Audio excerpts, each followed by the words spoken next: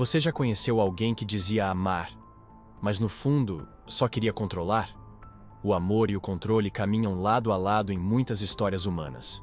Mas quando o amor é sufocado pelo desejo de posse, nasce algo sombrio. Neste episódio de Arquivos da Mente, vamos explorar como o pensamento de Erich Fromm, um dos maiores psicanalistas do século XX, pode nos ajudar a entender as motivações mais profundas por trás de mentes criminosas, aquelas que não querem amar, mas dominar, manipular e destruir. Fromm acreditava que o amor autêntico nasce da liberdade, do respeito, da maturidade emocional. Amar, para ele, é dar sem esperar retorno imediato. É compreender, apoiar e permitir que o outro cresça, mesmo que isso signifique abrir mão do controle. Mas o que acontece quando uma pessoa não desenvolve a capacidade de amar? Quando ela não encontra formas saudáveis de se conectar com os outros, o medo e o vazio tomam conta. E onde há medo, há o desejo de controle. Segundo Fromm, o impulso destrutivo, aquele que leva alguém ao crime, ao abuso ou à manipulação, não nasce de um mal inato, mas de uma vida desconectada do amor e da realização interior. Essas pessoas criam uma ilusão de poder sobre os outros, como forma de compensar a sua impotência emocional. O controle se torna um substituto do afeto. É nesse ponto que surgem os casos mais extremos, como os assassinos em série, abusadores e manipuladores emocionais que marcaram a história com seus atos sombrios. Caso 1. Ted Bundy, o encantador que queria dominar.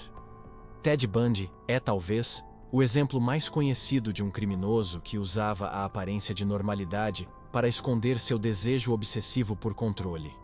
Bundy era inteligente, eloquente, charmoso. Conseguia atrair suas vítimas com facilidade. Mas por trás do sorriso, havia um homem incapaz de amar. Seu objetivo era ter domínio total sobre suas vítimas. Escolhia, observava, manipulava e, por fim, destruía. Segundo Fromm, esse comportamento representa o que ele chama de caráter necrofílico, uma inclinação à destruição como forma de lidar com o vazio interior. É como se a única maneira de se sentir vivo fosse destruindo o outro.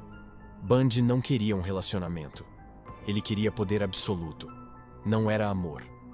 Era uma guerra silenciosa pela posse. O amor neurótico, quando o apego vira prisão. Fromm alerta que existe um tipo de amor doente, que ele chama de amor neurótico. Esse amor se baseia no medo de perder, na insegurança, no desejo de prender o outro a qualquer custo. É um amor que sufoca, que cobra, que exige, que controla. Esse tipo de relação é muito comum entre pessoas com histórico de abandono, abuso emocional ou baixa autoestima.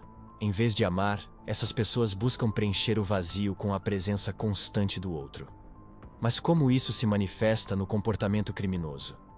Muitos crimes passionais, por exemplo, não acontecem por amor, mas por medo de perder o controle sobre a outra pessoa. A frase, se não for minha, não será de mais ninguém, é o reflexo direto desse tipo de mentalidade destrutiva. Caso 2. Armin Meiwes, o canibal de Rotemburgo. Outro caso chocante que podemos analisar sob a lente de Fromm é o de Armin Meiwes, conhecido como o canibal de Rotemburgo. Meiwes não era um assassino impulsivo. Ele conversou com sua vítima, planejou o ato e tudo foi feito com consentimento. Mas o que realmente motivava Armin? Ele dizia que queria ter alguém dentro dele para sempre, como se a única forma de conexão possível fosse a fusão total com o outro, até o nível físico e simbólico do canibalismo. Erich Fromm explica esse impulso como uma forma distorcida de buscar fusão, quando o amor verdadeiro é impossível.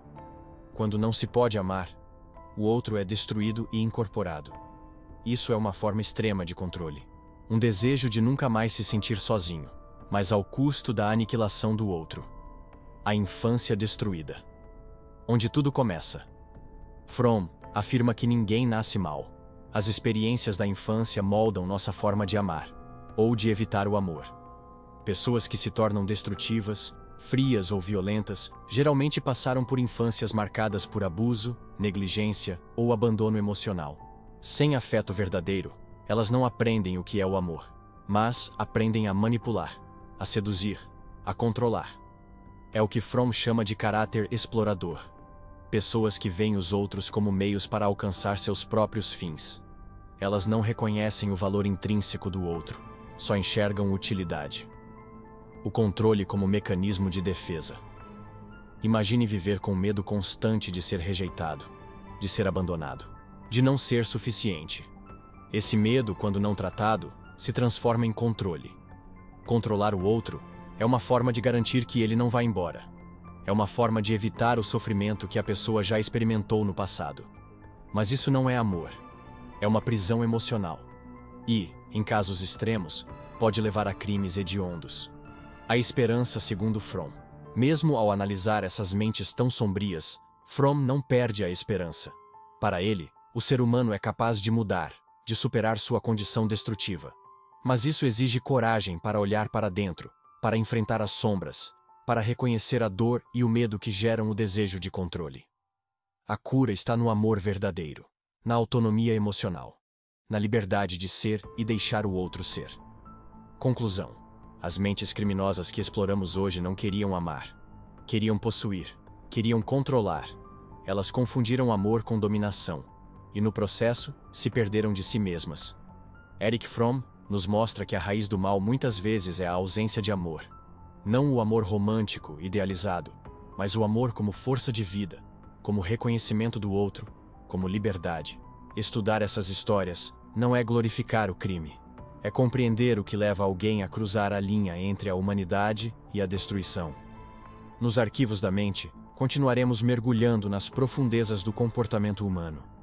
Porque entender a escuridão é o primeiro passo para não sermos consumidos por ela. Se isso ressoou com você, inscreva-se no canal e ative o sininho. Assim, você não perde nenhum mergulho nos arquivos da mente.